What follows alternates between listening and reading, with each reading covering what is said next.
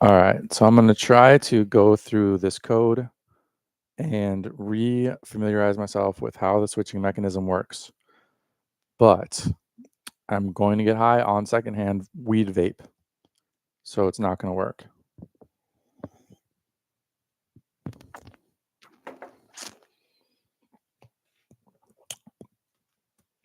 But let's try.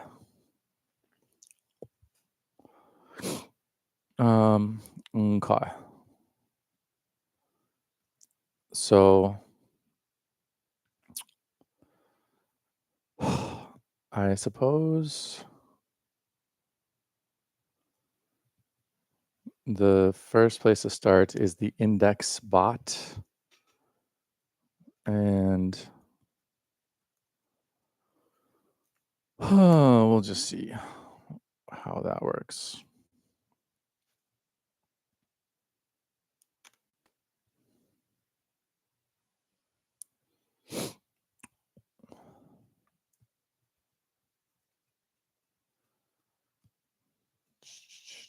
So it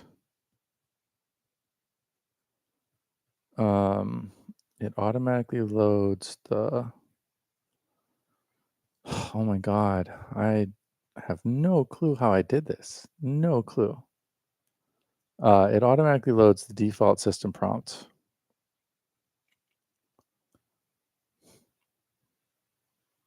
Um, and then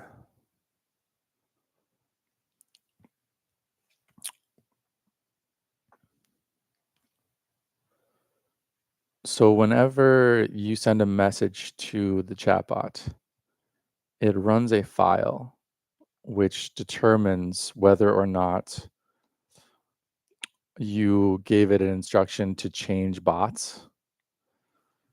And if you gave it an instruction to change bots, it will add that as a meta field in the chat history. And then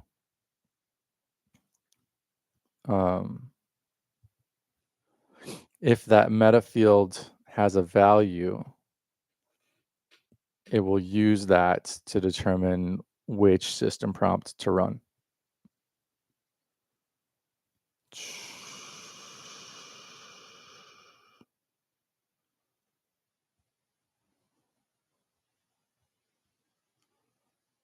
Oh my god, I'm not going to be able to do this right now.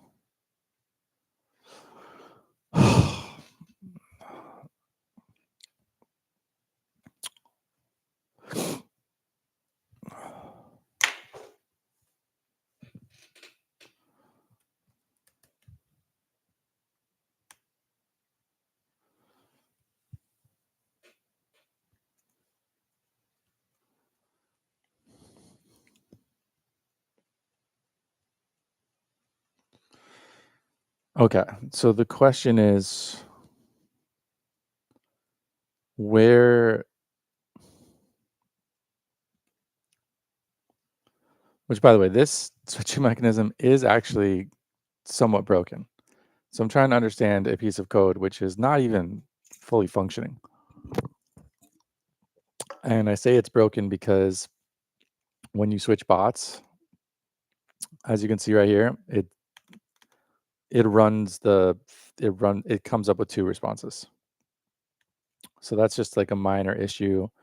That's just a debugging issue. I can debug that.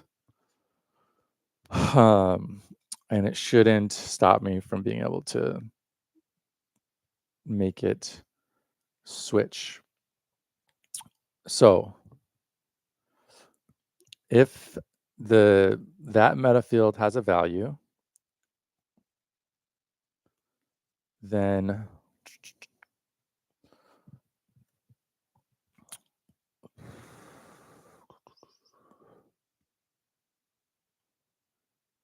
control back to run bot to continue with chosen bot.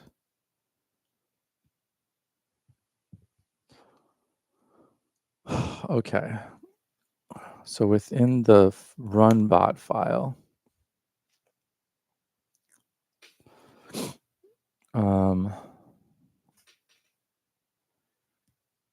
it sets the prompt file to whatever the value of that meta field is.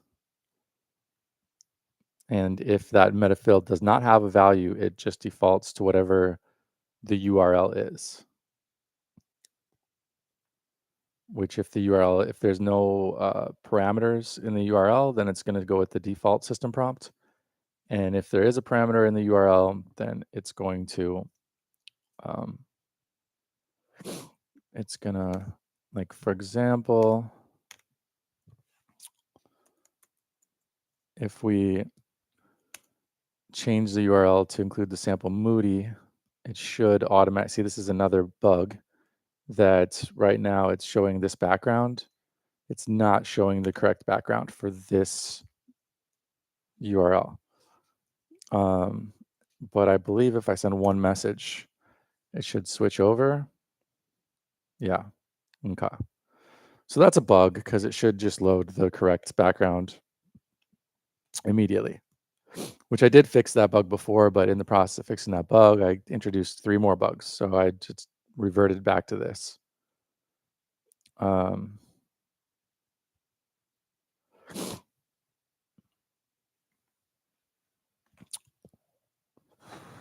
okay, but even though I put in a parameter in the URL, which means it loaded the spot directly instead of having to go through index, it should be that if I press return to index here, it will bring me back to the default.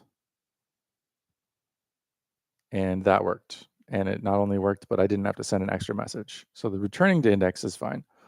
And now, like if I keep it on the default index, but send a message, then as if it's working properly, nothing will change here. And nothing to change, except for that this time it gave me each bot's name in bold, and then it gave a explanation for what the bot does, which is cool. That's great. That's probably the way it should work to begin with. Oh my God. See, once the marijuana starts affecting me, my breathing is all fucked up, my heart is racing, and then I can't sit still, and then I gotta go, and I can't think clearly.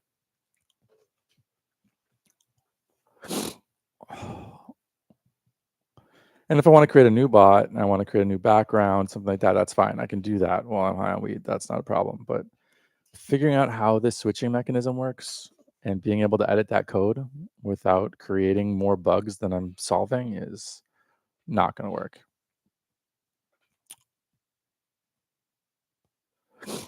And honestly, I can just work with these files with ChatGPT. That will save a lot of time. But before I do that, I really need to have the context in my brain.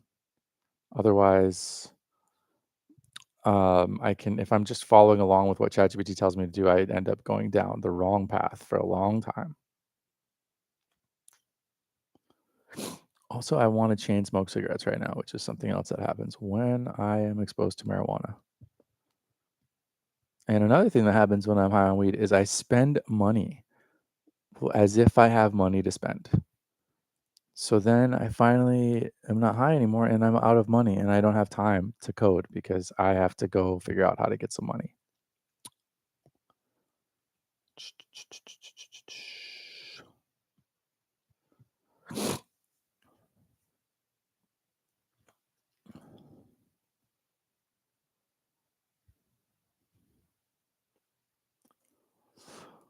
Okay, so here's the thing.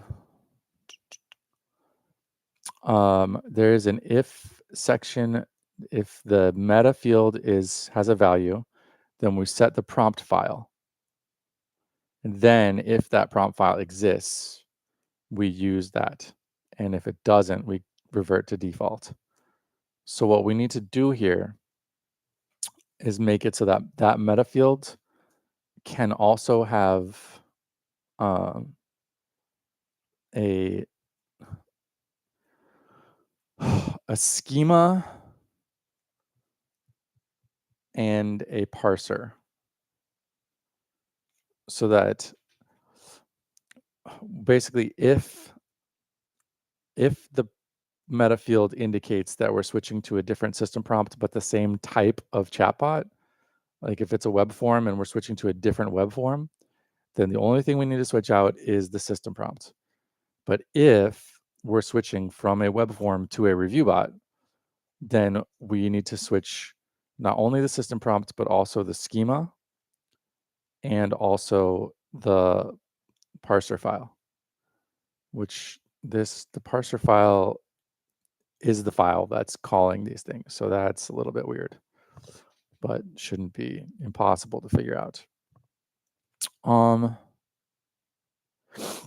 So I guess the first thing I'll do is just see, this is the part where it's like, should I think this through clearly, or should I just try to hack something that's gonna not work, but at least I'm moving things forward?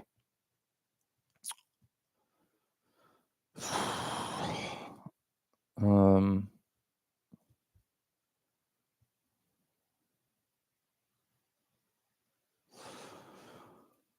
so there's a couple of options here. One is that I just make it so that like if the value of that meta field is X, then swap the schema.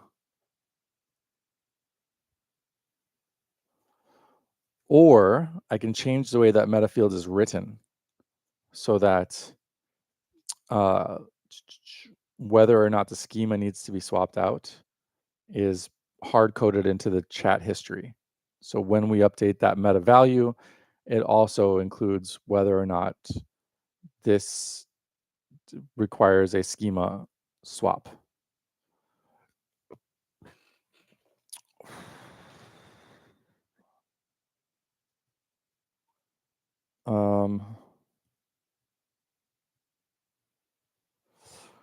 And if I go with the option of determining, like putting which schema to use in the chat history, in the meta chat, in the meta field, then I need to go look at how that is being written into the chat history to begin with and update that,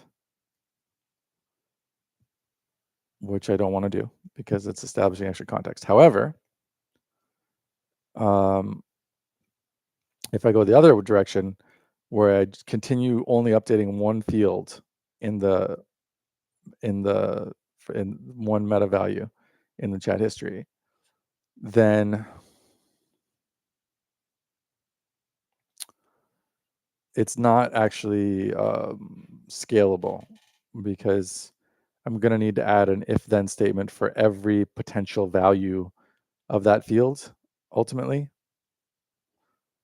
And that's going to end up being like a big cumbersome thing. And it's going to make automating the creation of new bots in this manner impossible. But I could certainly do that first, just to get a successful test case where we do indeed swap the schema and it switches from a web form bot to a review bot.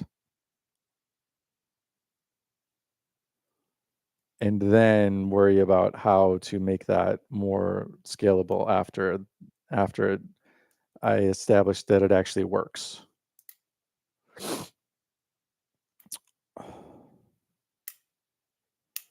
Which again, if I only swap the schema and I don't swap out the parser, then it's not going to work. There's just going to be a bunch of errors.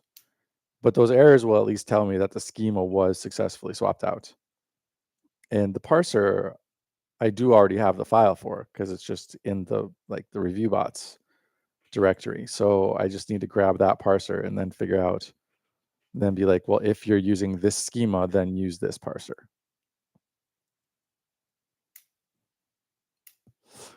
So I think that's what I'm going to do.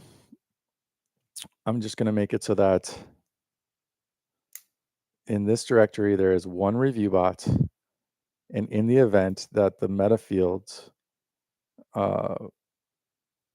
indicates that you should use that review bot, then you should swap out the schema, and the parser.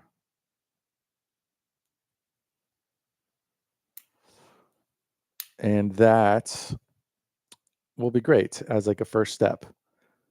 But if for whatever reason I have to stop at that moment, that will be a very difficult place to pick back up from because it's half done.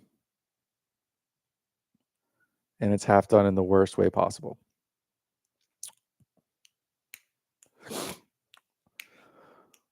And again, this is the type of thing where it's like, okay, if I had been, messing around with writing chat histories and adding metas to chat histories, then I would just dive into that right away, and it wouldn't even be a question.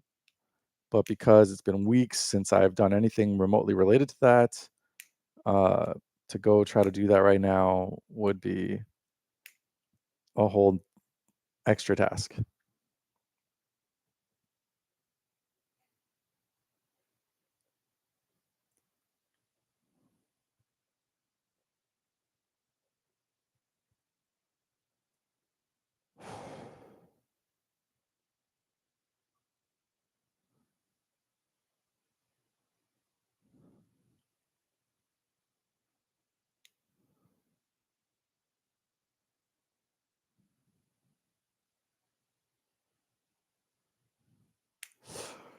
But anyways, all right. So let's break things. For starters, move over to a different URL, which I do not currently have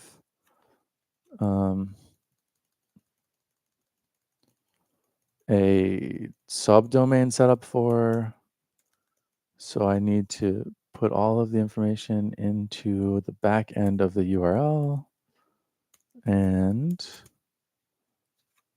I haven't even tested this before, so let's see if it even works.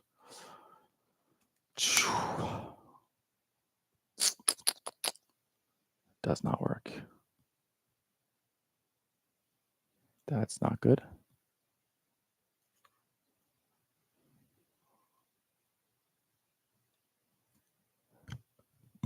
That is not good at all.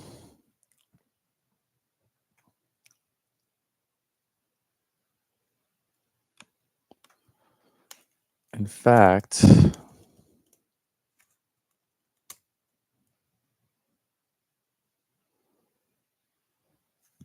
okay, so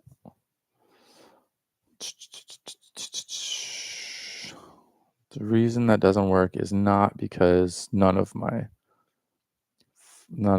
directories work like that. So that's a good thing.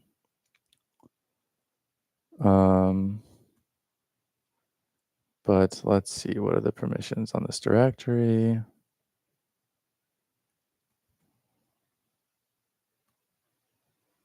So permissions look fine.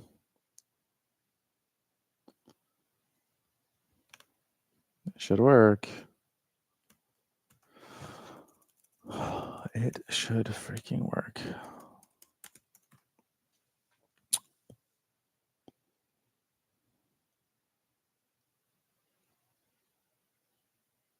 Yeah, I have no idea why that's not working.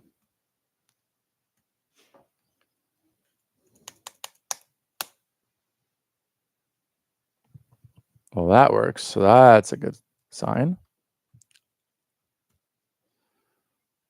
But oh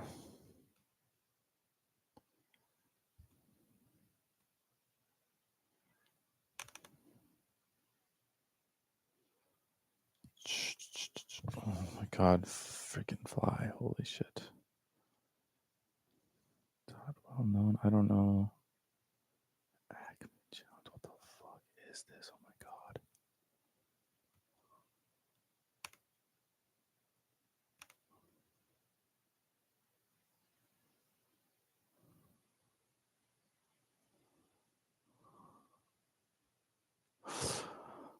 All right. Maybe that will fix the problem. I don't know. Definitely did not fix the problem. does that not fucking work?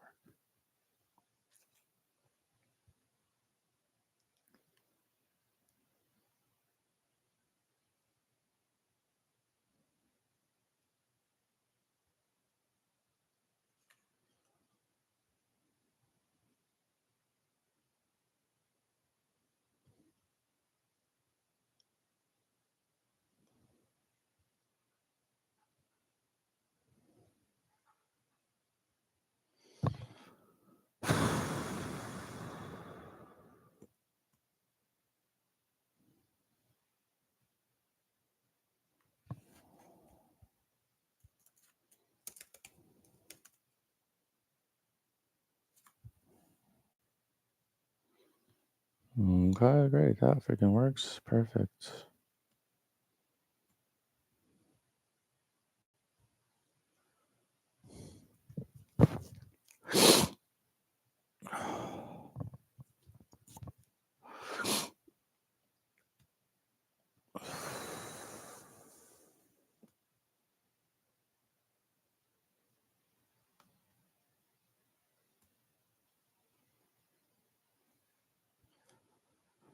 I don't know what the problem is here.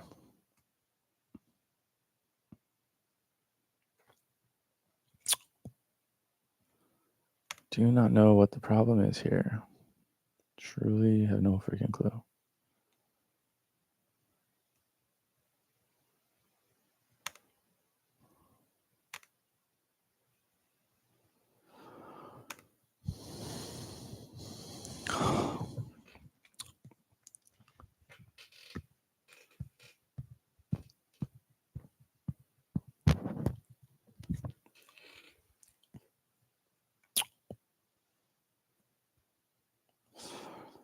All right, so let's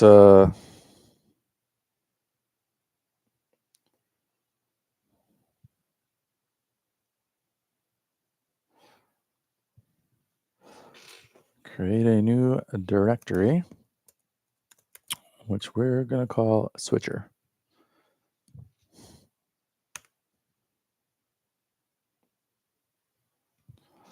Now, what happens when we attempt to access the switcher directory? Forbidden.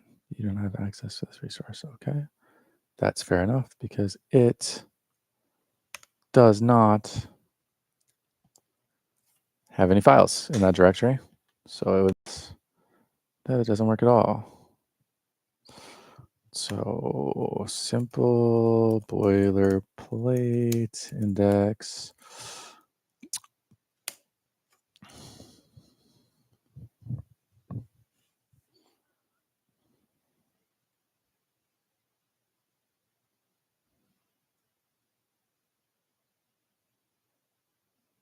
Jesus. Come on, ChatGPT. When I say simple, do you know what the word simple means? Just say hello world. That's all you need. Just hello world. We don't need all that other stuff.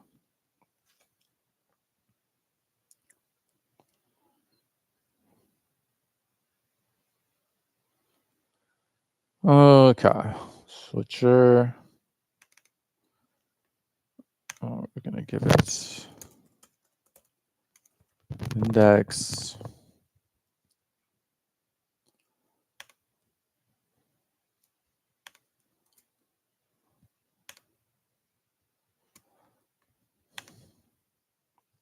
Okay. So we can access this directory. Isn't that lovely? We are able to access this directory.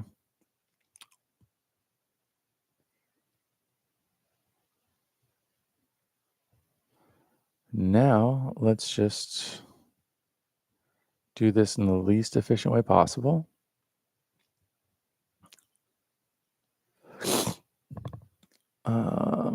Where is, what am I even looking for here?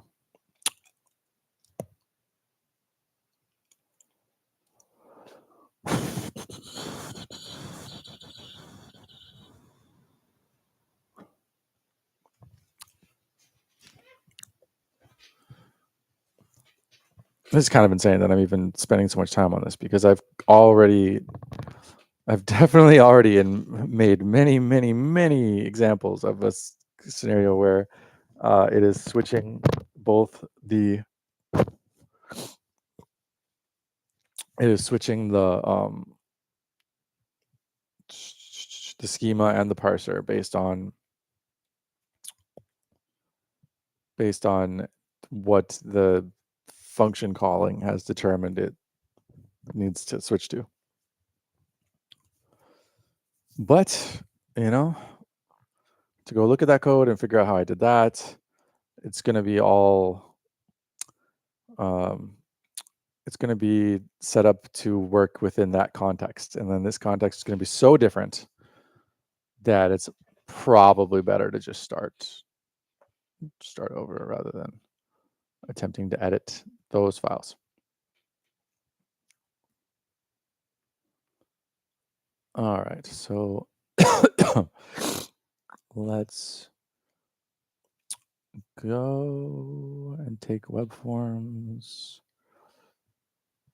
and index, and we are going to copy it to switcher. And now let's see what happens here. We broke it.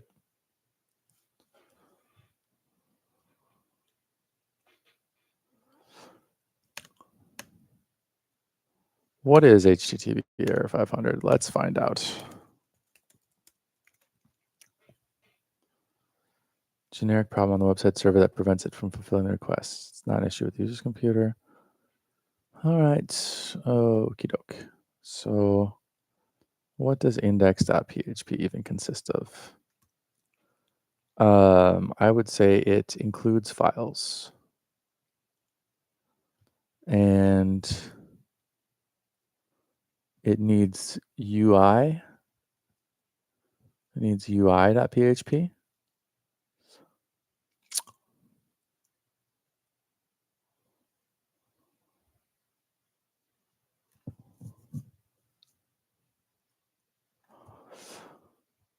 And it needs functions.php. And if it doesn't have UI.php and functions.php, it's not going to work. So let's just see what happens if we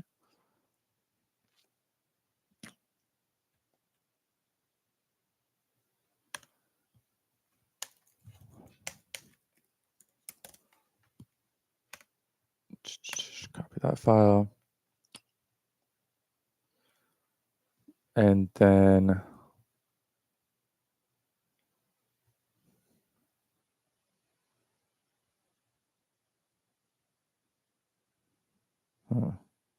there it is.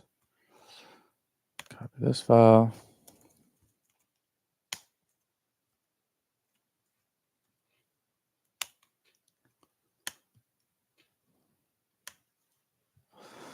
And did we accomplish anything? There we go. We got a UI. We have got the UI.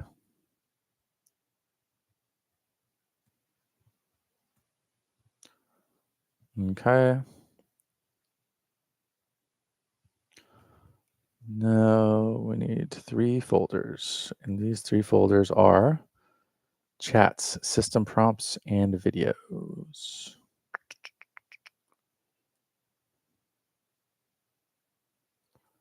So let's just make those folders.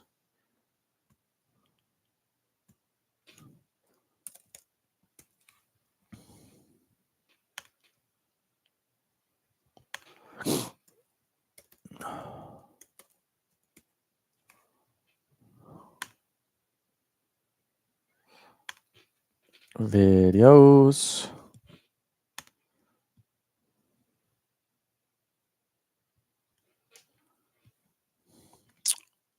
And I wonder if that's going to change anything. Not really. Okay. So let's go back. And we're definitely going to need this one.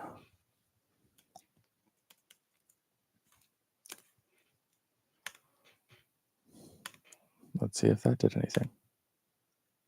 Nope. And we're gonna need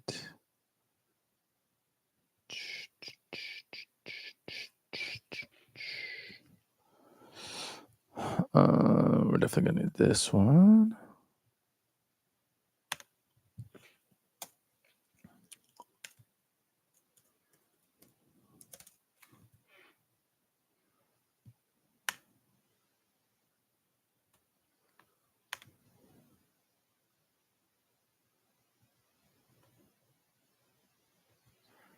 And we're gonna need this one.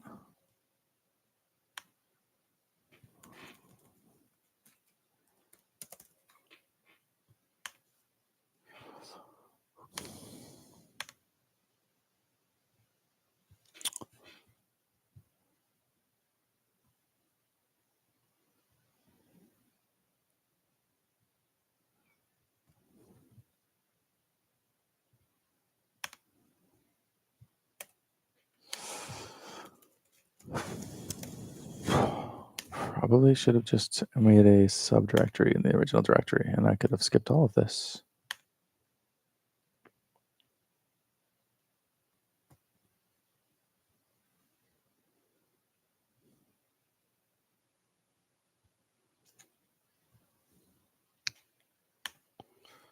Definitely need this one.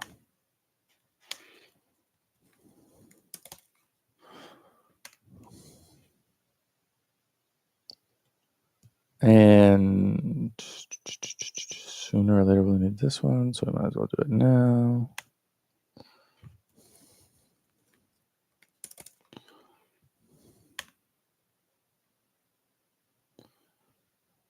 And this one.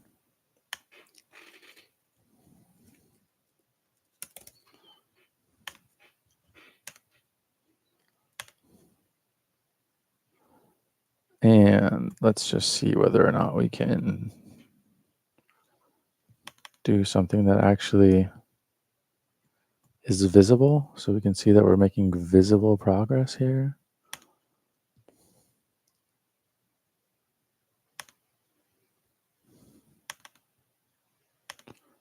So we're going to add the default video.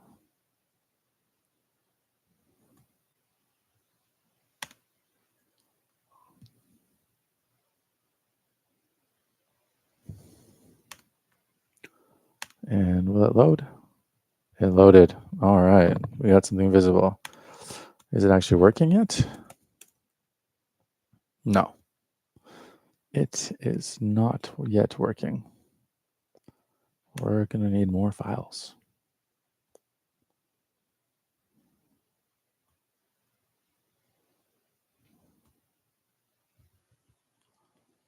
So what are we missing?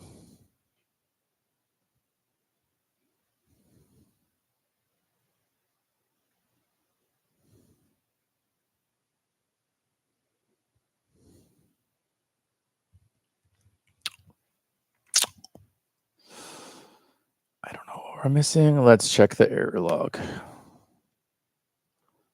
Which, none of this should be necessary. This should all be automated. Okay, we do not have the file set welcome message. The welcome message has not been set. And we do not have the file for index spot. And so we need set welcome message and index spot.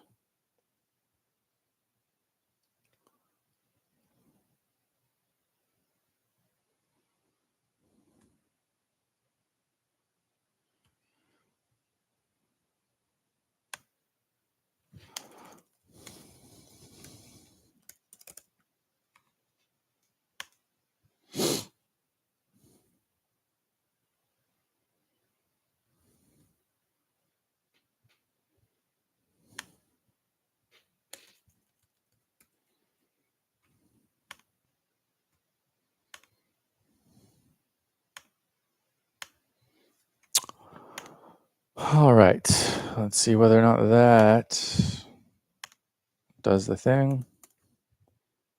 Nope, still very broken.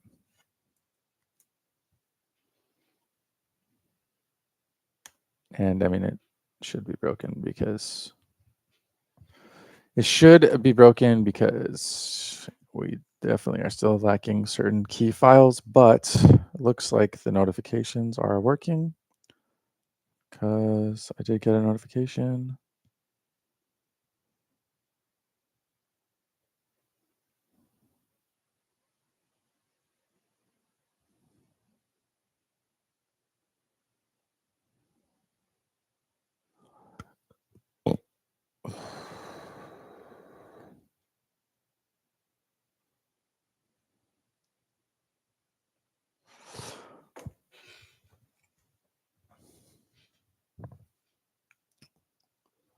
All right, so let's just check the error log and see what is it lacking now.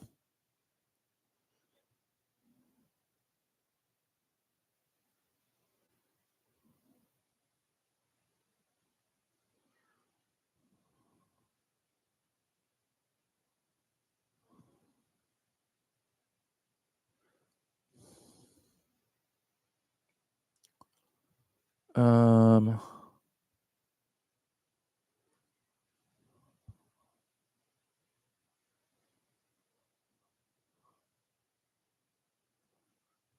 okay, I see. Yeah, so we need the default system prompt. We need a default system prompt. So we're just gonna,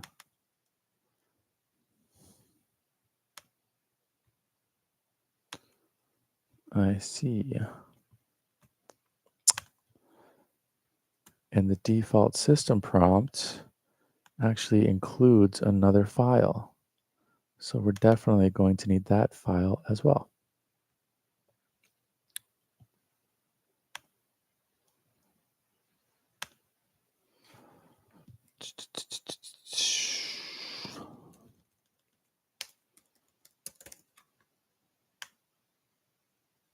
I can't remember what I'm doing here.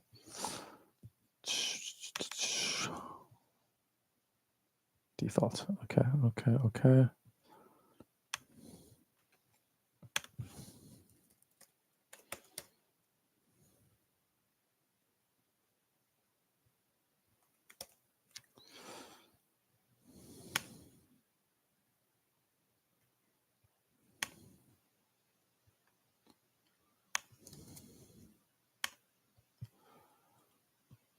Okay, include that.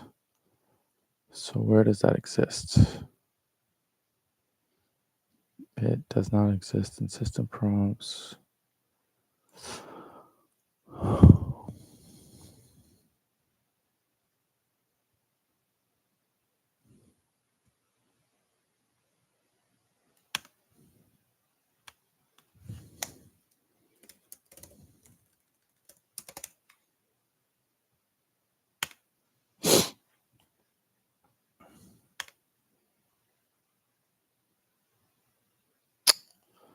Not there yet.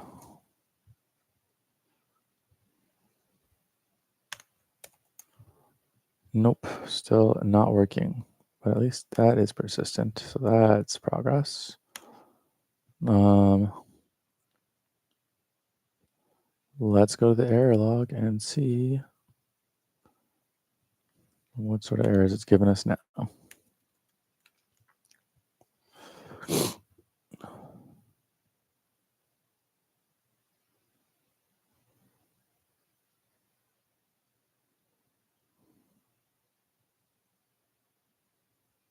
Okay, invalid type for response format.json schema, expected an object but got null instead.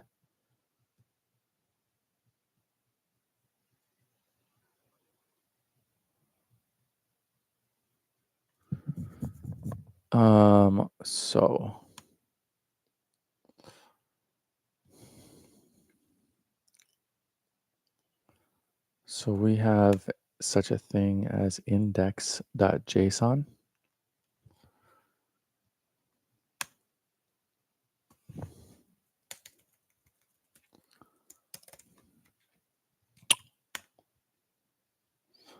So now that it has index.json in this directory, We should have solved that problem.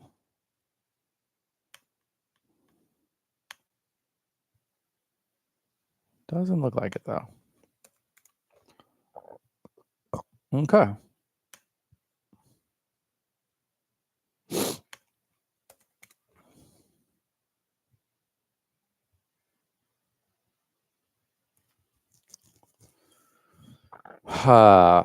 Okay. So when I press the refresh button, it is not actually refreshing the chat history. And I think I know why. Because I did not actually include that file. So I need to copy that file over.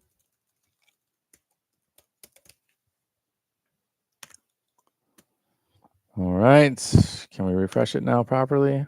Okay. Not only does it refresh, but because it's a new convo, it actually gives the welcome message. There we go. Now this is kind of crazy because it's listing these, but it doesn't actually have these. And I bet you that if I try to choose one, it's going to pretend to switch, but it hasn't actually switched because it doesn't even have this system prompt. So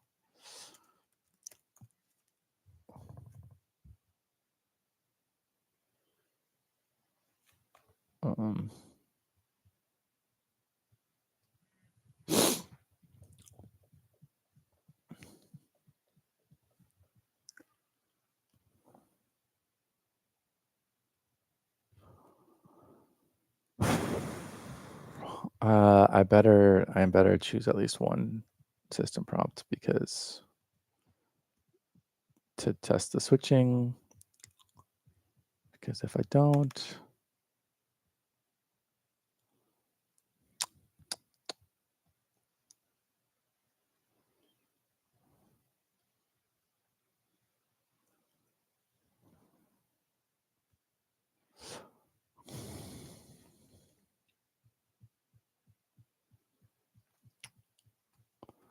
then I could do a whole bunch of work and just to realize that,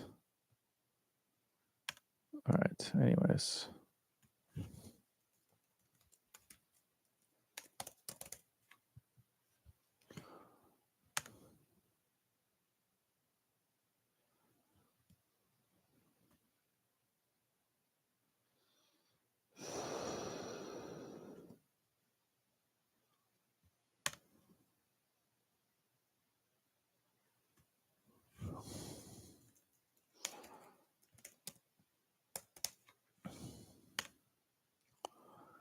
Okay, so if what I just did works, then it should list the chatbot Moody. There we go, and that works. And when I choose Moody, it should actually switch to Moody. There we go. The background switched. Perfect. Okay, so all of that was just resetting everything up. So now I have a second version of these web form bots that I can feel free to break without worrying that I'm going to break the initial one. The initial one will still keep on working as it was.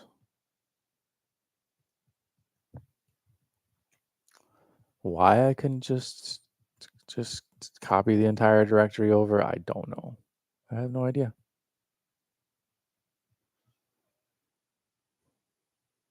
Interesting. Okay.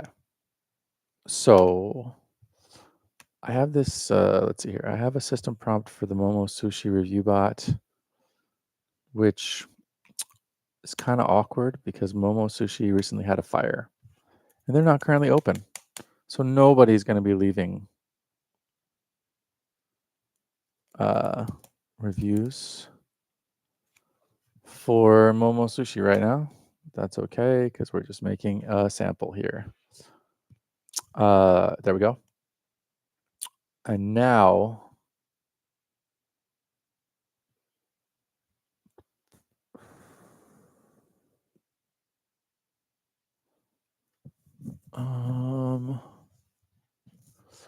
I also need the review bot schema.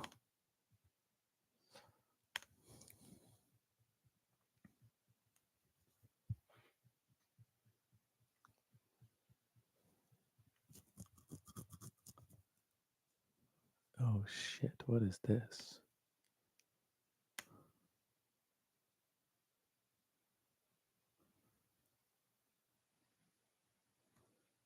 That's not good at all.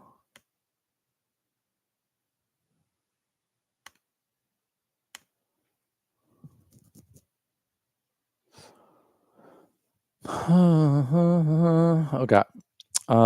So where is the review bot schema?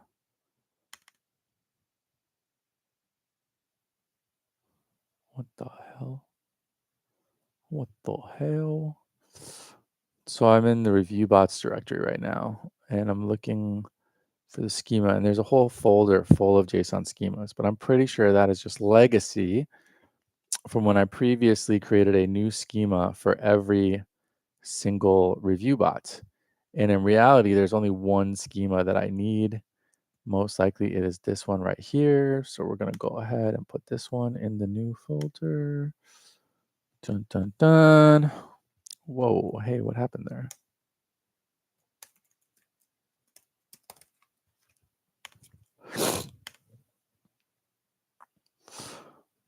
Okay, so it has that.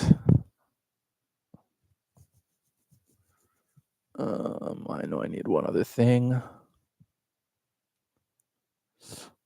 And I'm also gonna need the parser eventually, which is the review bot parser. So let's go ahead and copy that, but we gotta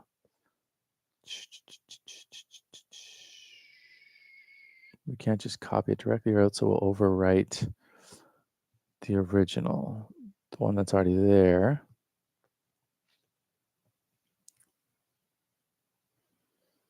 So I think what I can do is just specify the name.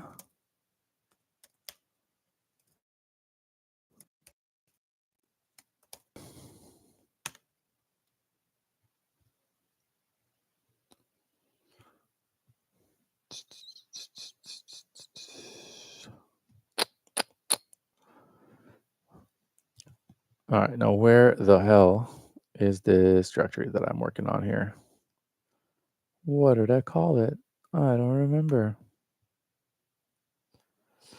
Okay, so now I have a parser for the web forms. I have a parser for Runbot Review. And here's the key point is that I need to pee. I have to go pee.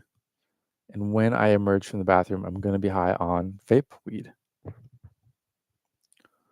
So this whole, everything I'm doing is going to come to a crashing halt because I cannot do this while I'm high on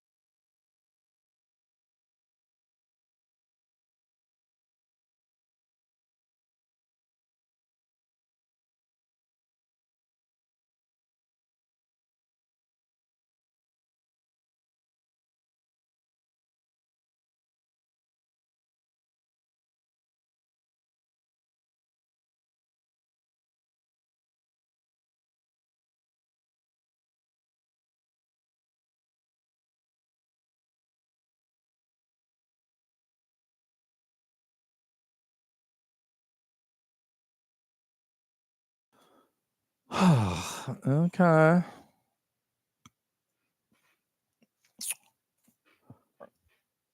We'll see whether or not I didn't smell smoke. I didn't like start coughing. So hopefully we're going to be okay. All right. So let's see here. Man, this background is kind of annoying, isn't it?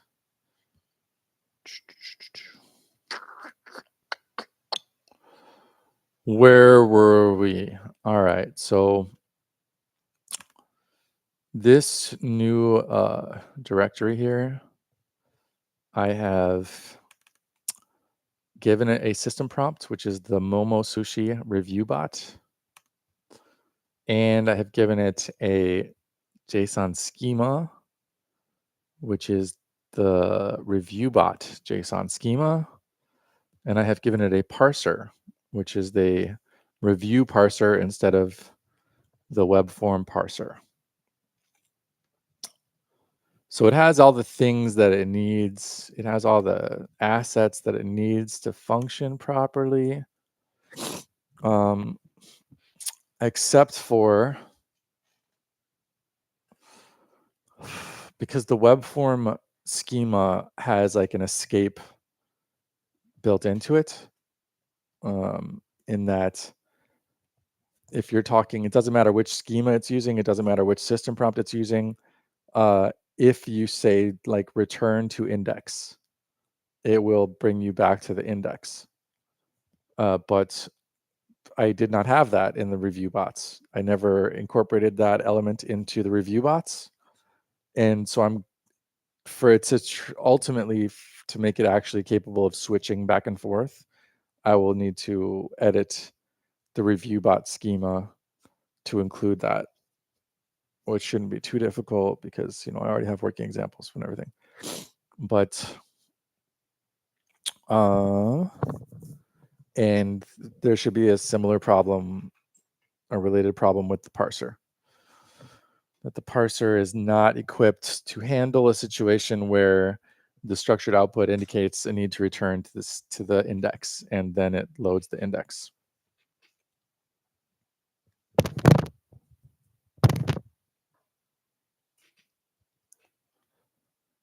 So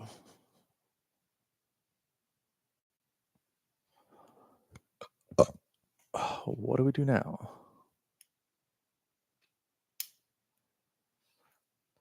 Probably prance around and sing karaoke because we're getting high on secondhand weed smoke.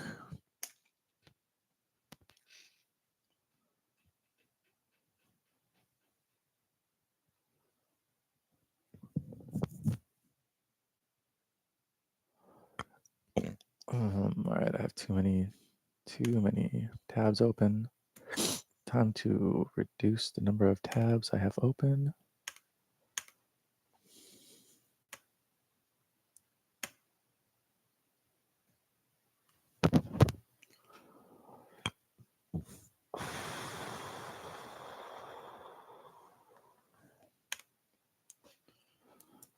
Do I have okay.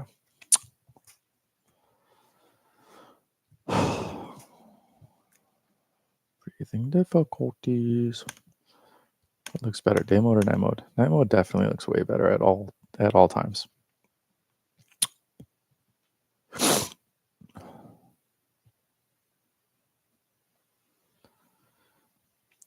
All right, now let's see here. If we refresh the convo, it should go back to the review. Yep, that worked fine. And then it should list. And I can choose Momo Sushi. Now, if I choose Momo Sushi, it will change the system prompt.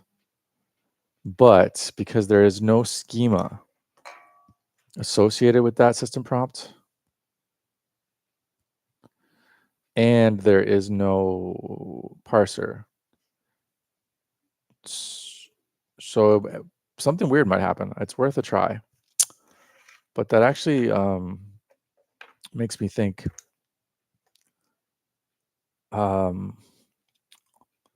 I could just indicate which schema should be used with the system prompt in the system prompt. That would actually work. And that might be the best way to do it. That's probably the best way to do it.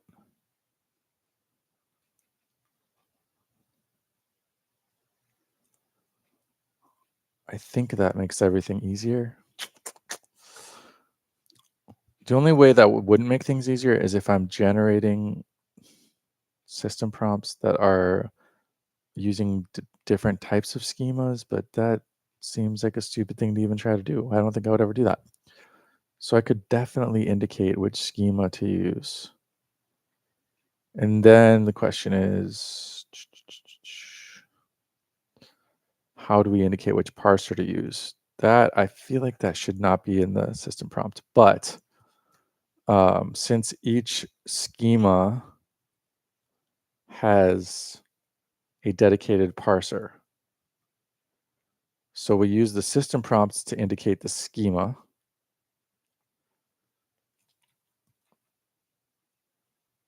And then we just check what the schema is and load the correct parser for that schema.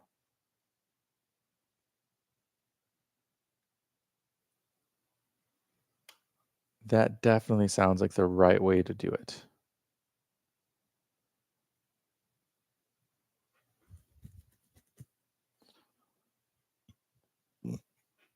And if it's not, it's at least it's likely enough that that's the right way to do it, that it's worth doing it and figuring out why that's not a good idea. And again, it's I think it adheres to the principle of like putting as much information in the system prompt as possible, because keeping the files that are used for various system prompts as generic as possible. Right? Maybe, maybe not. Okay, so I just completely forgot what the hell I was doing.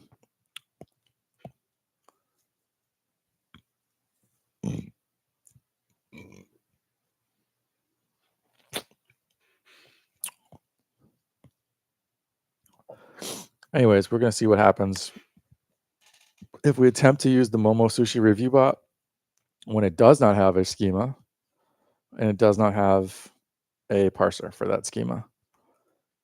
What sort of errors will we run into? So first of all, I'm going to just go ahead and delete the error log so that I know that all the errors are related to this attempt. Let's go Momo Sushi.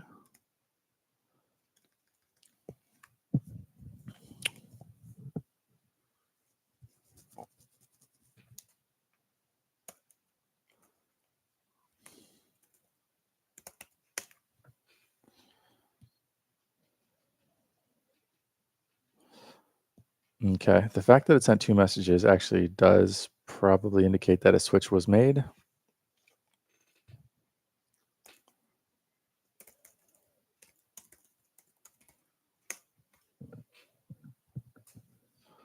Please provide your review. You can include experience like what you ordered and any feedback you have. Don't you have questions?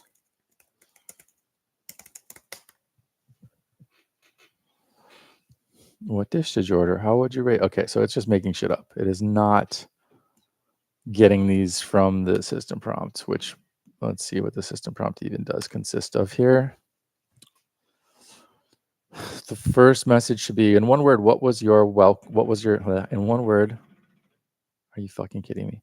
In one word, how was your visit to Momo Sushi?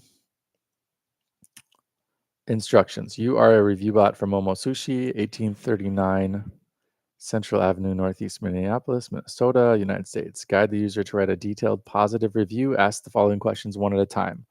If a question has already been asked in this conversation, do not ask it again. Only ask 3 questions. Once 3 questions have been answered, provide the review. The review should be null until at least 3 questions have been answered. Include 2 or 3 of the SEO keywords below in the review and weave them in naturally.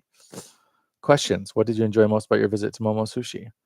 Question 2. Describe the atmosphere at Momo Sushi. Question 3. What would you recommend to someone visiting Momo Sushi for the first time? SEO keywords. Momo Sushi. Momo Sushi, 1839 Central Avenue, Northeast Minneapolis, Minnesota, 55418. Best Momo Sushi. Okay, so those keywords are garbage. Those keywords are garbage. But it shouldn't matter for our purposes here. But anyways, it's clearly not using the system prompt at all right now. So let's check the error log and see if we can figure out why.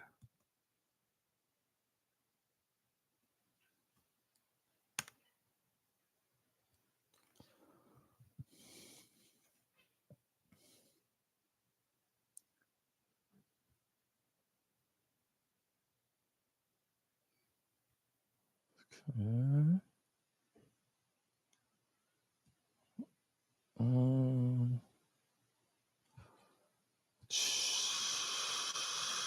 See, this is the thing, is like when I first made the switcher, I would have had a way of knowing exactly how this was all put together, like how to determine whether or not it worked properly. And now I don't know.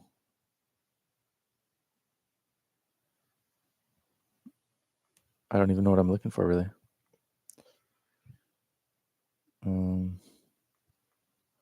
Which obviously the easiest thing is just to go to the end and figure out what is the latest.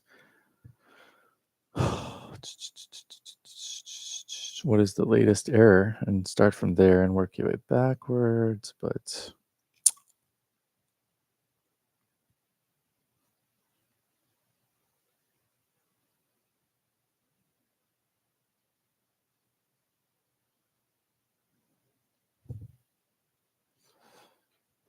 okay, so it's using the Momo Sushi. I don't know if it's using the system prompt or not, but it's definitely using the web form schema, which of course is wrong.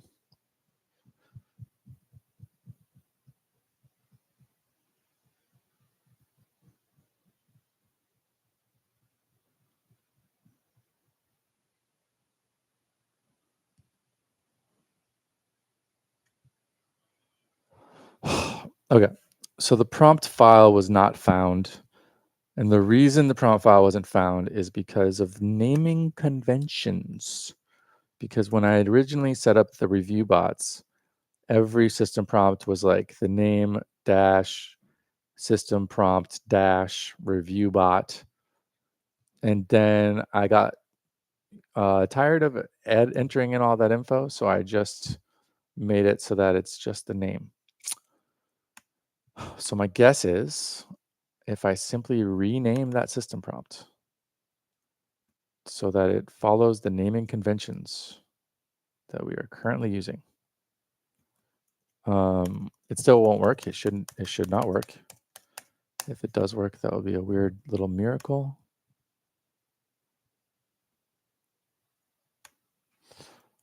But it'll probably do something different than what it was doing. And that'll be fun. So, hi-lo. Let's go Momo Sushi.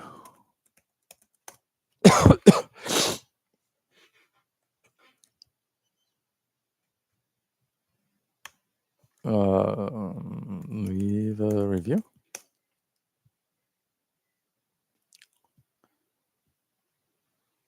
What did you enjoy most about your visit? So I think that is, it's using the correct system prompt. The sushi. Describe the atmosphere. Wait. Describe that. Yep. Describe atmosphere was question number 2. So we're still definitely on the system prompt. It was splendid. Wonderful. Lastly, what would you recommend? I would recommend sashimi. Sashimi appetizer. It is actually a really good deal. It's just 2 less pieces of sashimi than the entree, but it costs way less. Okay, and then it did indeed generate the review.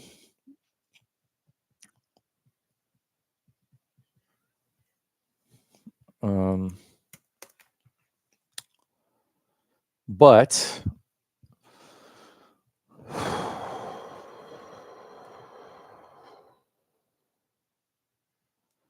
uh, because there's no parser, so this is returning a structured output. No, it's not using the right schema. So the structured output, it's not providing, it's not, um, so the way the review bot should work is because it uses the schema, and the schema,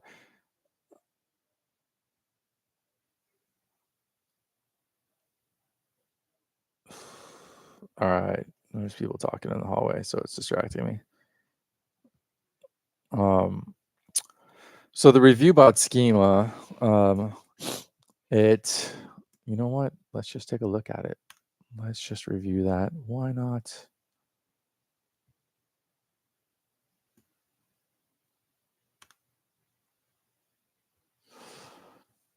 So the review bot schema returns, it has 3 sections to its return, to its, one is the Google review, which is null until the questions have been answered. One is the next question to ask, and then one is the chatbot response. Now, if I go to the schema that we're actually using here, which is going to be the web form schema,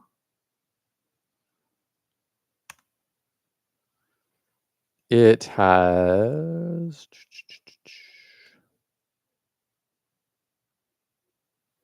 see, it does have chatbot response. So those schemas share the same, so that part will work fine. It also has an escape to index section. Dude, how does this work? This is so malformed. This should not work. I have no idea why this actually works.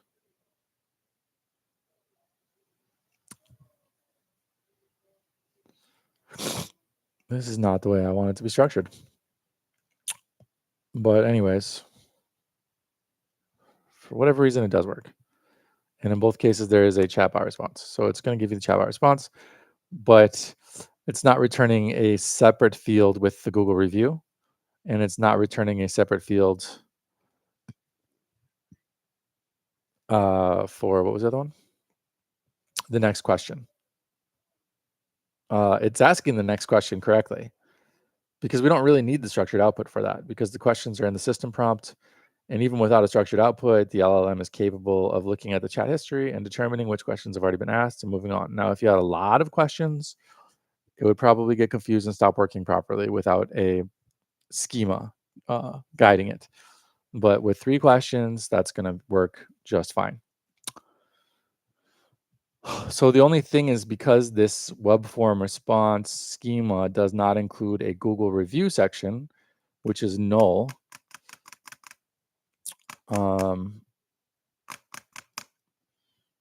but so when it gives you the Google review, it's not going to identify that this is the review, and therefore it should be, the UI determines that it's a review, and therefore there should be a copy button and a link to the place where you leave reviews for Google, to their like Google business page, basically.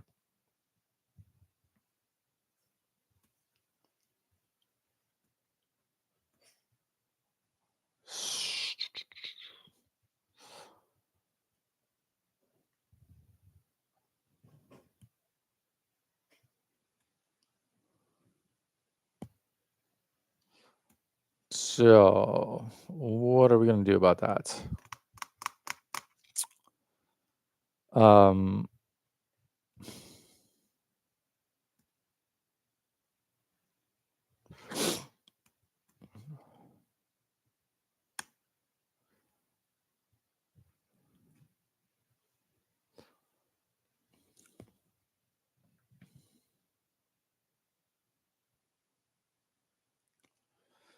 if is set chat history meta and chat history meta equals default, include the default.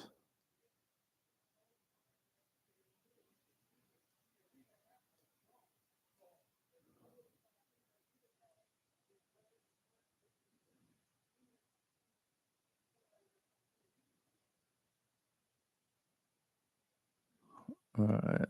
Somebody's talking in the hallway, so that's very distracting.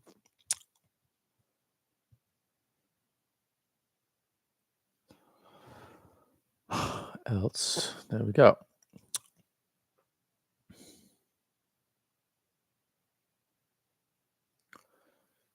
Prompt file, if file exists, path, include path.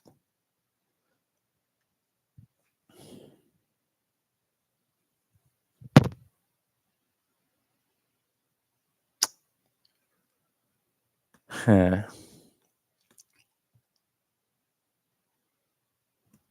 Okay, let's see here. Now, if we go run bot,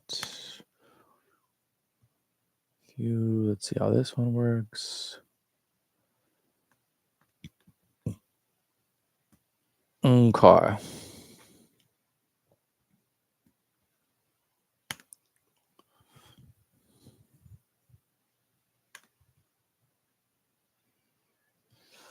So basically, what I'm going to do here, which is like the worst possible way to do it, but just for the sake of having one correct demonstration. Holy shit, are we using GPT-4o Mini for all of these? We are using GPT-4o Mini for all of these. That sounds so very outdated.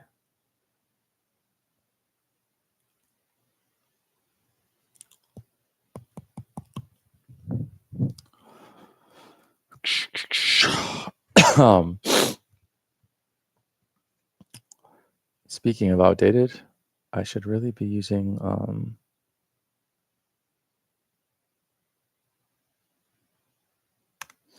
Codex.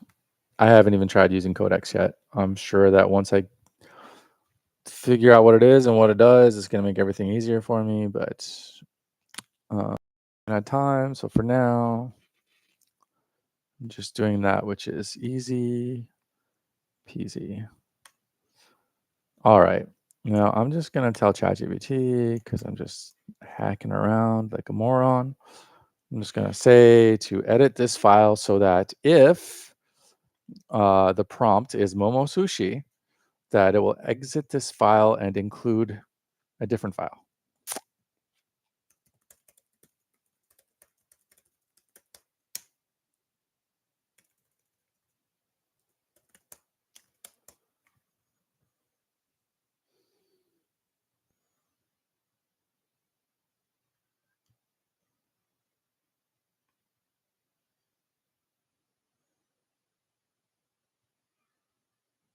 Okay.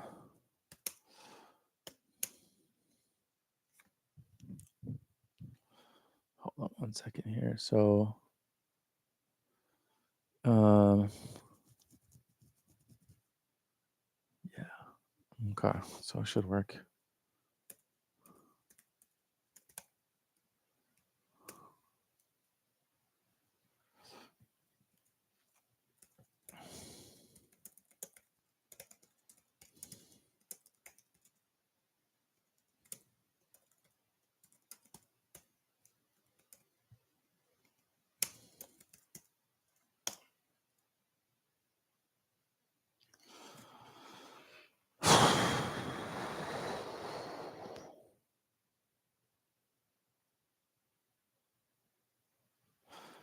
And obviously, ChatGPT is going to break everything and add in a whole bunch of extra bullshit that's totally unnecessary, because that's what it does.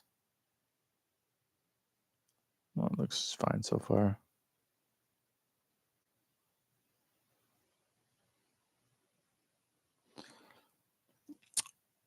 But I mean, I'm having it recreate the entire file, when in reality, I should just ask it to tell me how to edit the file, because we really accomplish what I'm trying to accomplish, adding extra stuff in there, making little errors in there that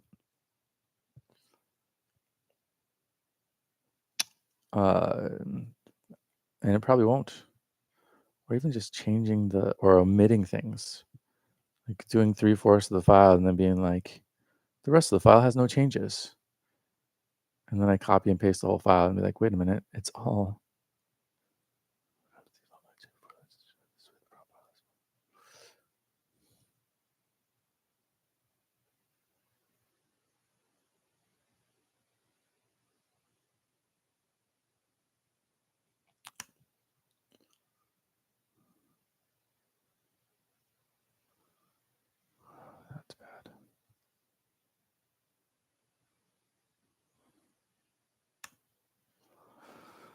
Mhm.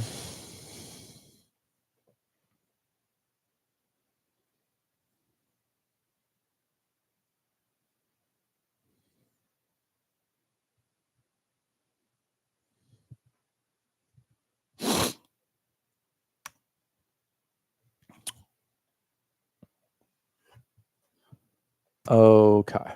So that what did we just do?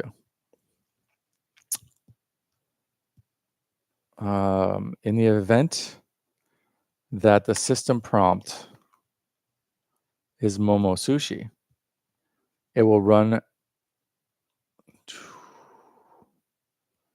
the Momo Sushi parser, which for now, the Momo Sushi, the parser for that is includes the schema for reviews, which I was just saying, I think we should decouple those things. But considering that like 2 lines of code, if it works, then that already accomplished the task. So maybe I will just be too lazy to decouple them and I'll keep them coupled. Okay, let's go.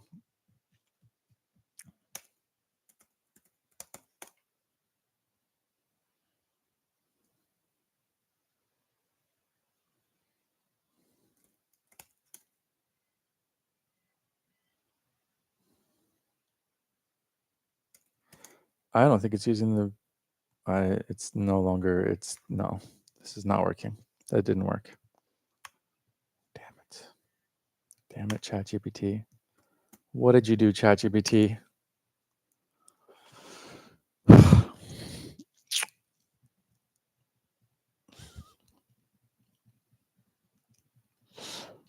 Okay. So what happened is it swapped out the parser before setting the system prompt. And the new parser is not setting the system prompt properly. And the reason it's not setting the system prompt properly is because it's looking for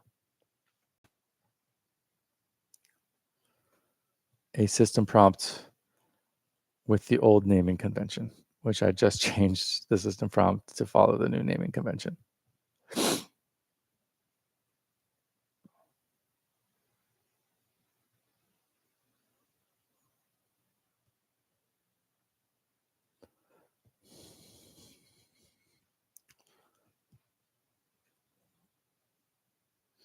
So if I would have done this first and not changed that, then it would have been fine.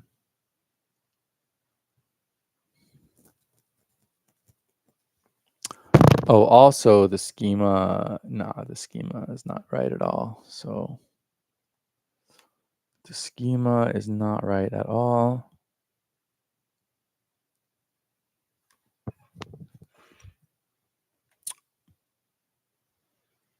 Wait, is it?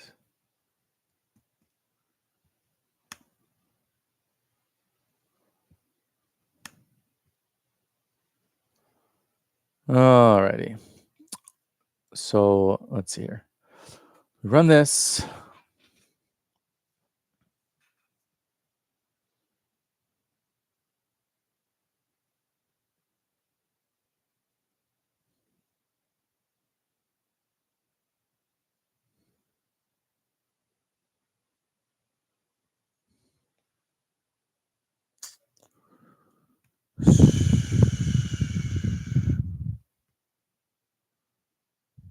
Well, the schema should be right, actually.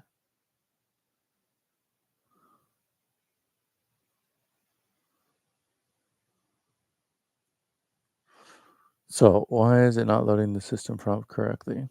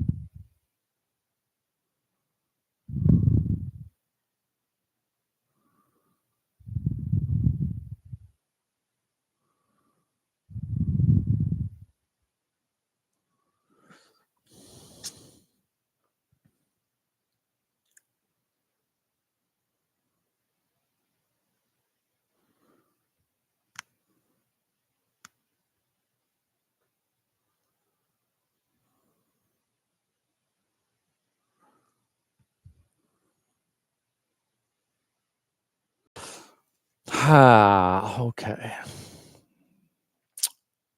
Editing PHP is painful.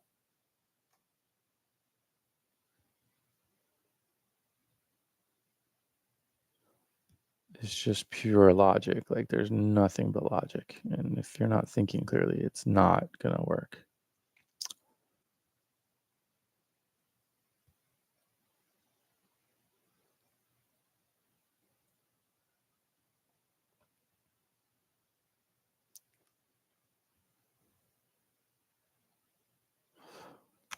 That said, let's just do it the hackiest way possible. Let's just swap these two lines, pieces of code around and see how that changes things.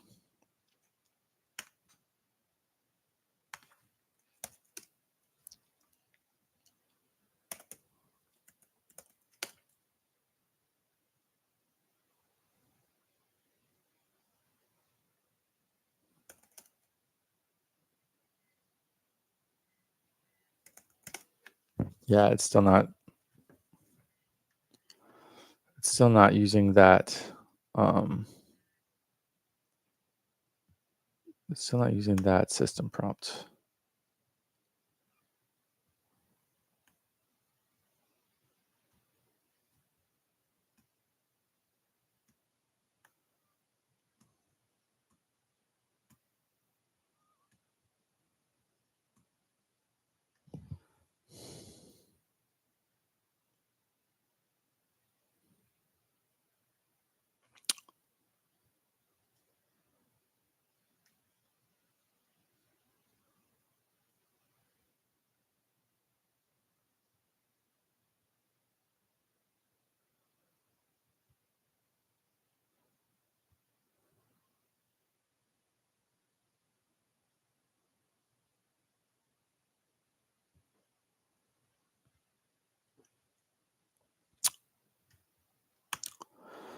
So in the parser, I'm just going to delete the part where it sets the system prompt because the system prompt should already be set.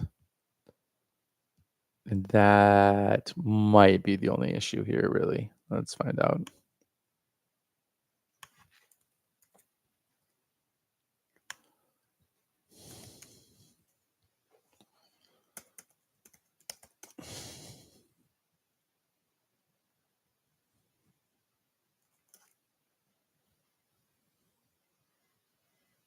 No, doesn't seem to be working.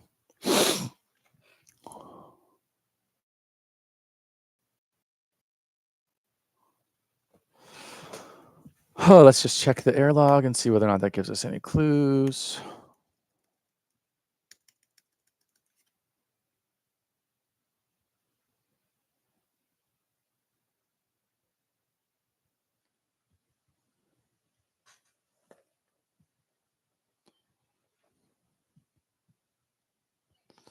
What did you think of the food at Momo Sushi? Hi there. Okay. So it is using the right schema, but it's still not using the right system prompt. Clearly.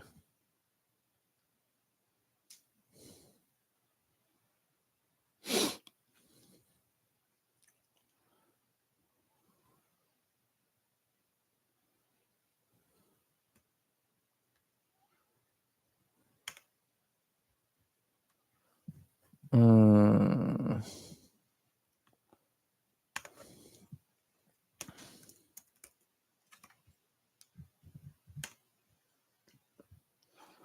So it's obviously using the right parser because currently the schema is set by the parser, which again, I intend to separate those.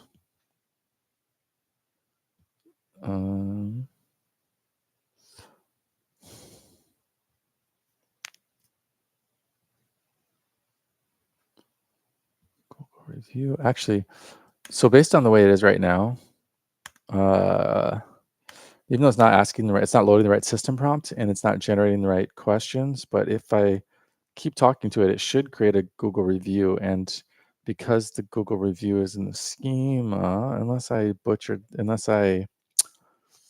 neutered the UI here, which I probably did, to be honest. I probably did.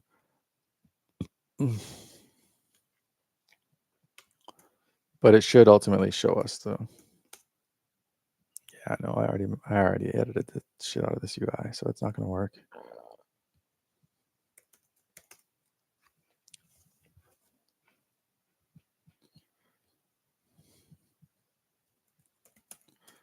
Wait a minute. Those were the right questions.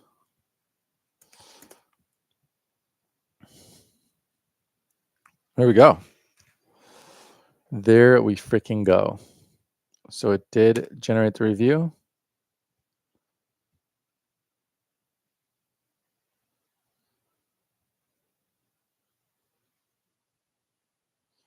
I don't know. And maybe it is using the right system prompt. I can't tell.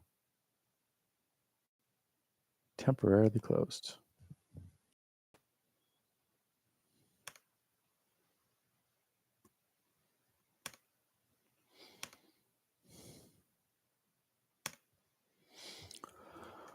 Huh.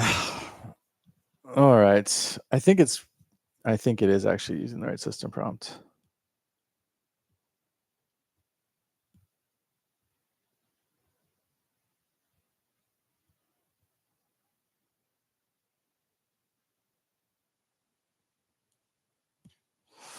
So,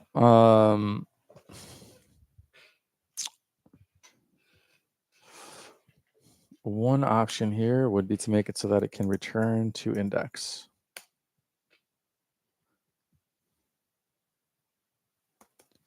Okay. See, it says it's returning to the index, but it's not really.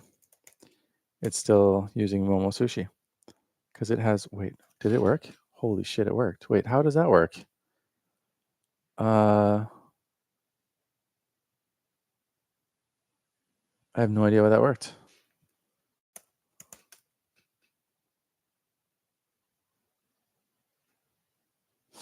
Oh. Whoa, that is kind of crazy. So yeah, so it's part of it is going back to the index spot, but it still can't actually switch out.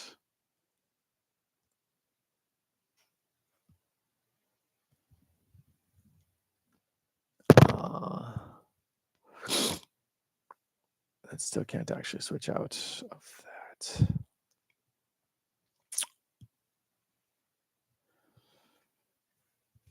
So obviously the first idea of how to fix that is to edit the schema so that the schema has an escape to go back to the index. And when that structured output, when the escape is set to true, then it's going to rewrite the meta value in the chat history. And then before everything is run, it reads that and it realizes that it should run the index, the default system prompt. And because the system prompt is set to default, it therefore will not run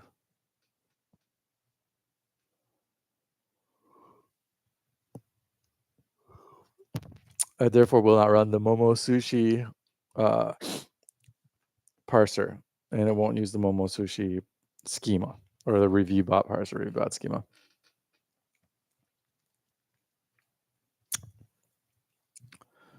I feel like there's a way to skip editing the schema, which maybe is a dumb idea because probably we're going to have to edit schema eventually anyways.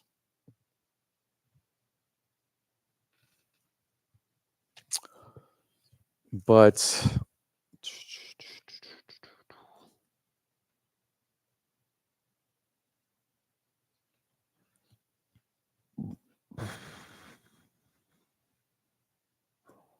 how would that work? Yeah, it just wouldn't work. It wouldn't work.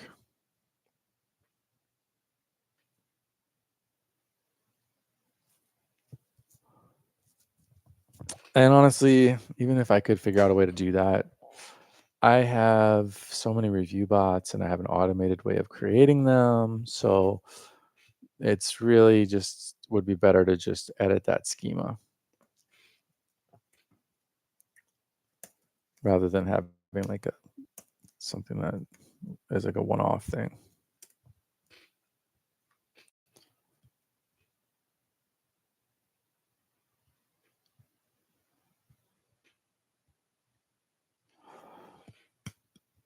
Mm.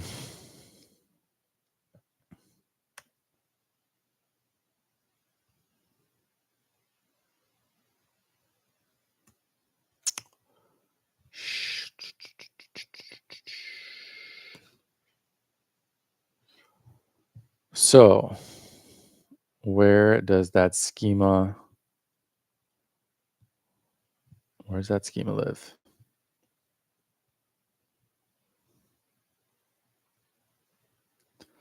Does it really matter?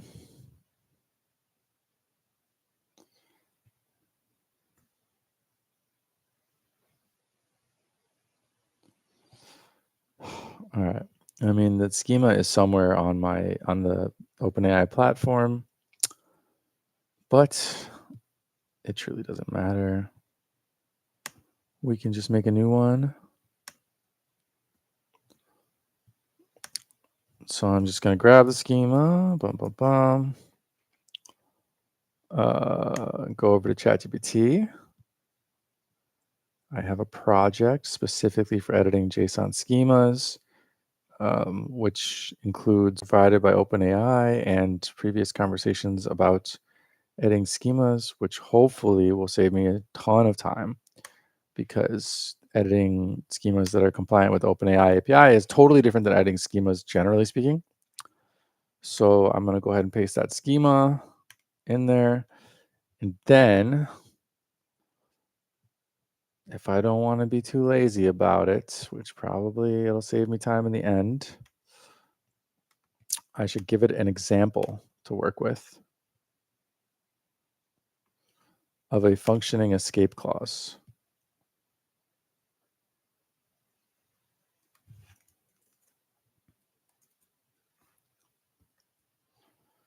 Okay.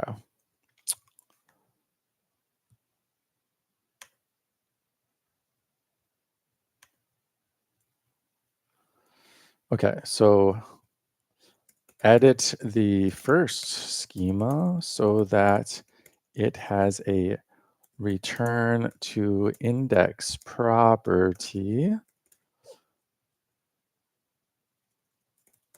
like the second schema. I guess I'll just share my ChatGPT here. I don't know.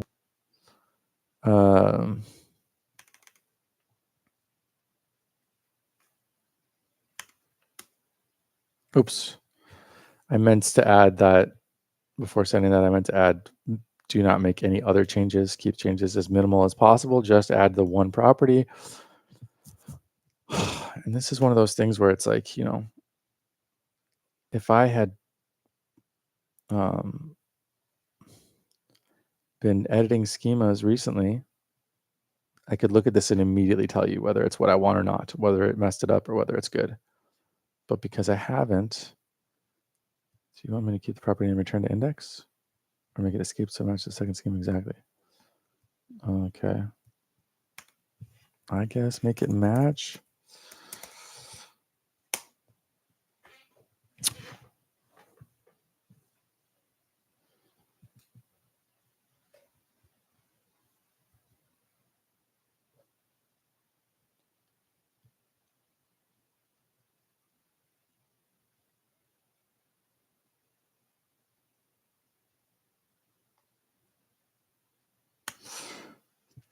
I think it's, oh my God. All right. Well, so this is the part why I say I try to avoid editing schemas whenever possible because you have to load the schema now and figure out whether or not it works. You cannot just run it unless you just want errors all day, every day.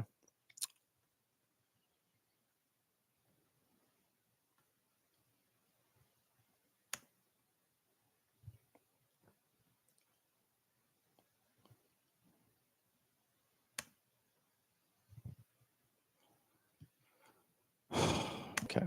We're in the OpenAI platform now. GPT-4o Mini is what we're working with. Probably very cheap. The format we want to be JSON schema. Actually, none of this really matters. It could matter if I wanted to just grab the code and use it from here. But in reality, the only thing I'm looking for is whether or not it's going to run. And it did not run. So the answer to your question here is yes, I do.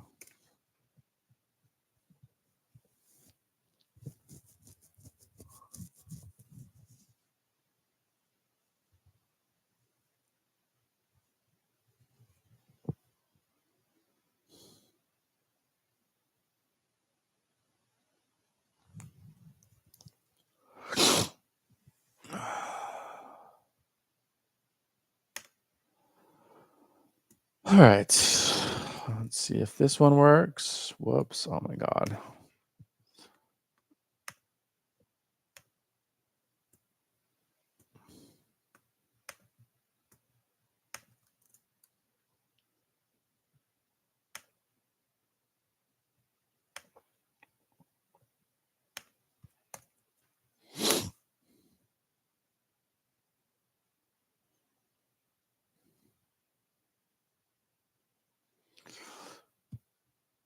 Okay, it seems to be working.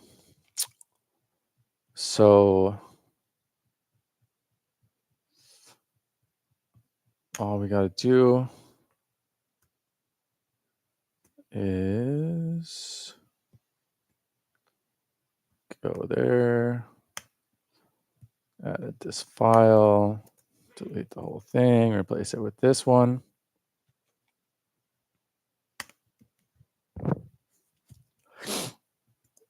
And we need to go to the original parser and figure out how it is, what it does when the escape to index is set to true.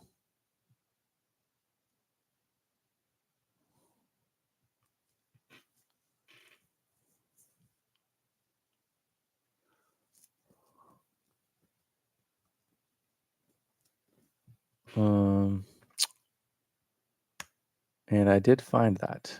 However, because we're using like, it's not, this is not, it's not gonna, it is not gonna work when I paste it in there, because in the first, because in the review bot parser, we're referring to the response as content array. And in the other one, we're referring to it as payload. And payload and content array might not be a perfect matchup. So even if I change,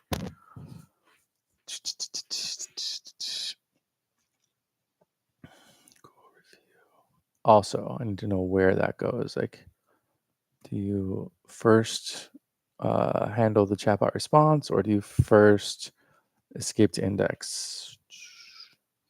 Seems like you should handle the chatbot response first. No, I don't know. Okay, so first handle chatbot response. Oh, first escape to index, then handle chatbot response. Okay. What? Does that make sense?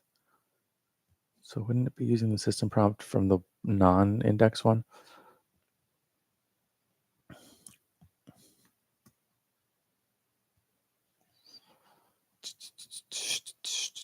Web form. Oh my God, again, I have too many tabs open. I don't know which tabs I'm supposed to be working with.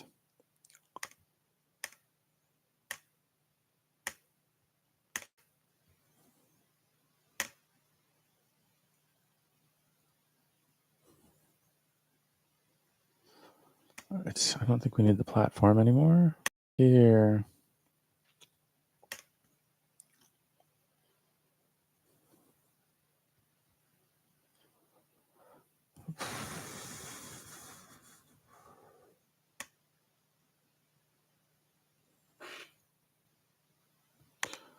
Okay.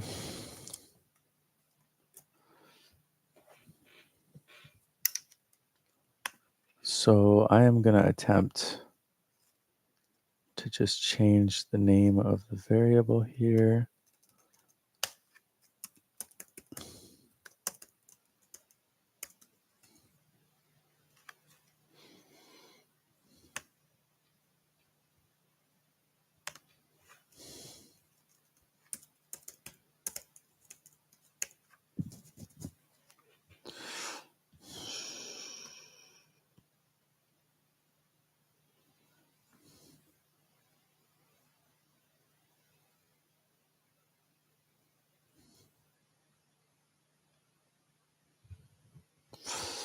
I think we might be causing a recursion issue here. Like an infinite recursion problem. Anyways, okay. So now the schema should have an escape to index property. And if that property is set to true, then it should get out of the Momo Sushi review bot and move back to the index bot. Let's give it a try.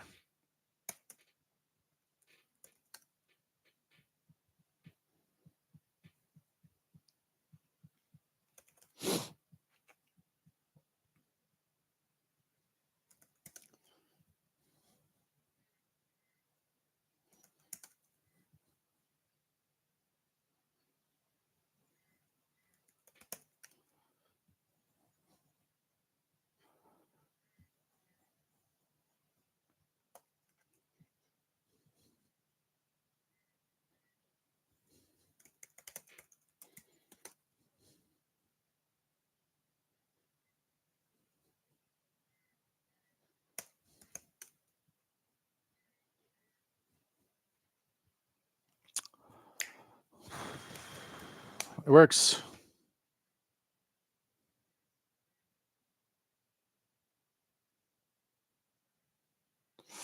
Okay, so that does work, but it's only going to work when the system prompt is set to Momo Sushi.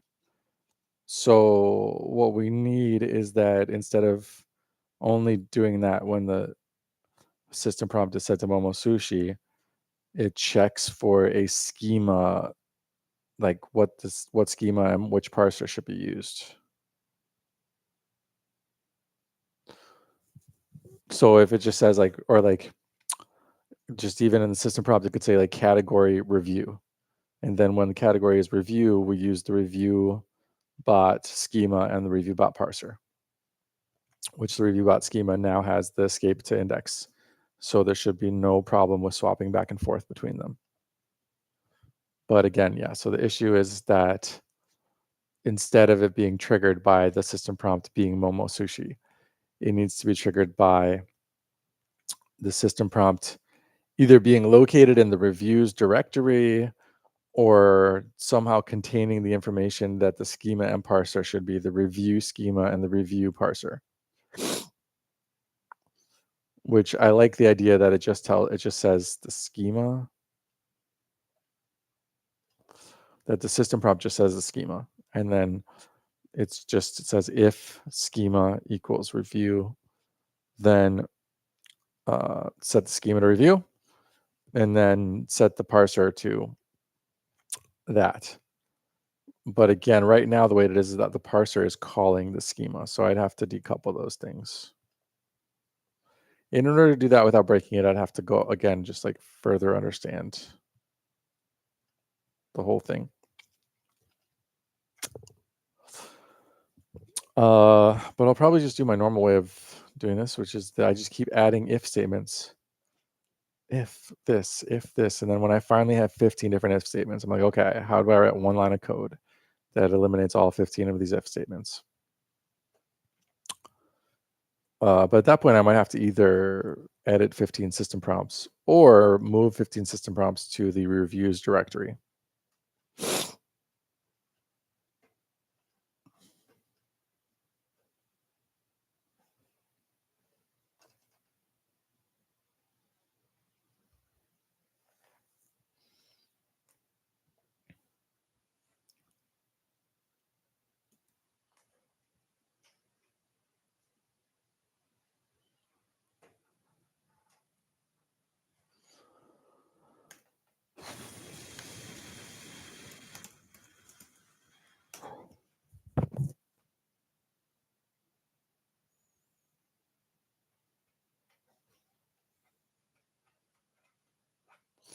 But anyways, the core thing that I was attempting to do, which is switching to a review bot and then switching back to a web form bot, making it so that you can switch between these two different types of bots, which use two different types of schemas and use two different types of parsers, would not be a problem. And I have successfully accomplished that.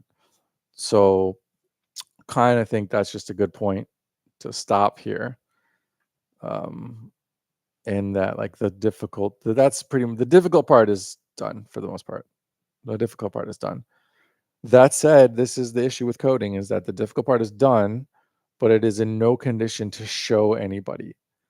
So in order to explain to anybody why I spent the time doing this, which again shouldn't even matter, because the only people I should really need to show this to is clients or prospective clients, and they don't care how I spent time on this or why I spent time on this. They only care whether or not it's actually useful to them, and it will only be useful to them when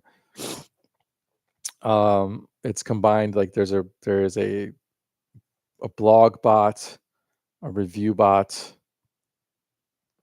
uh FAQ bot, a rag bot, and they can all be swapped in and out in this way, which definitely means I need to uh, modularize the code more so that the schema is set in one place and then the parser is set in another place. And then just the system prompt indicates the schema, and then that is used to determine which parser. And um, and that for the blog bots and the rag bots, that there's a way to generate these things mostly in a mostly automated fashion.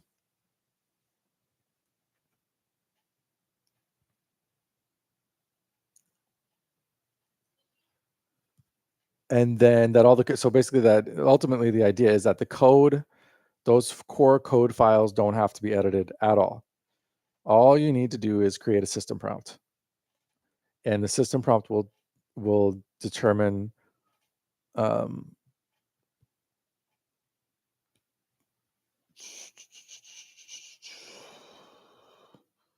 system prompt determines which schema to work with. And so if you have like, but then still, like, if there's 6 different types of bots, that means there's 6 different schema prompts.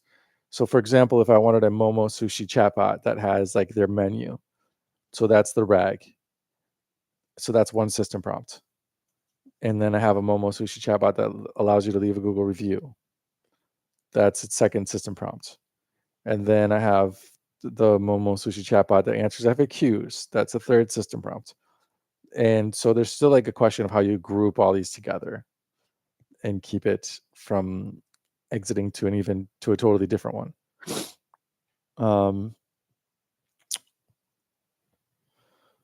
But I don't think that part is difficult.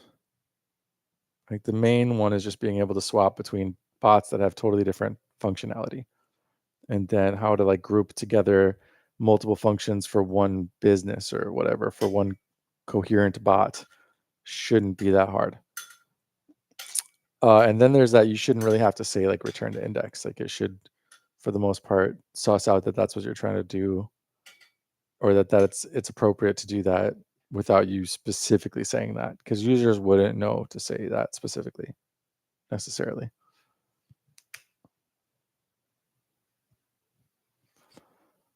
So those are next steps. But I think with that accomplished, with that out of the way,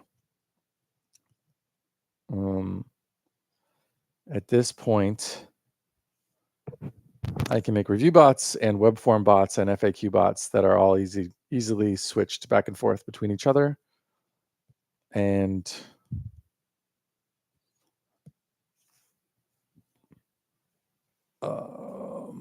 with that functionality in place, everything else can be developed in an incremental fashion.